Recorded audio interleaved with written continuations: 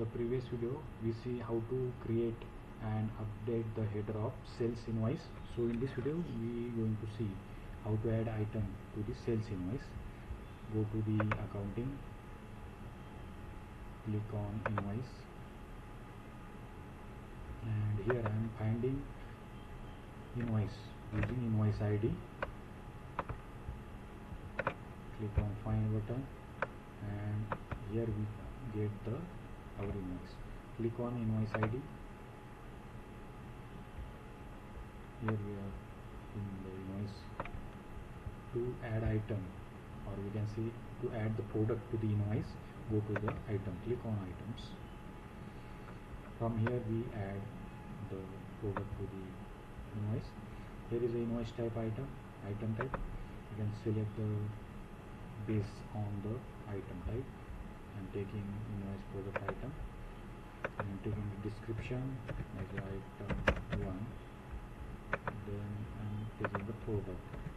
I'm entering the one product ID. After entering product ID, UM ID and HSC number are to come. I am taking 10 quantity and unit price taking 100. After that, we can select recoverable, yes or no. Then GST tax type, I'm taking regular, and click on add button. And here our item get added successfully. Like this we can add multiple products to the invoice. To see that our item get added or not, go to the overview, scroll down. Here our one item get added successfully. After that we need to add GST to this product, so click on GST.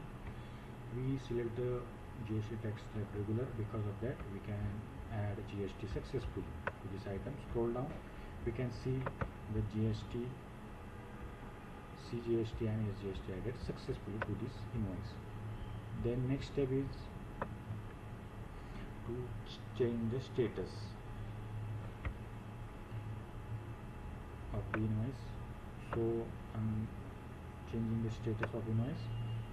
To change to ready the invoice, click on status to ready, and here our invoice ready and posted, status change, and with that our accounting transaction also hit.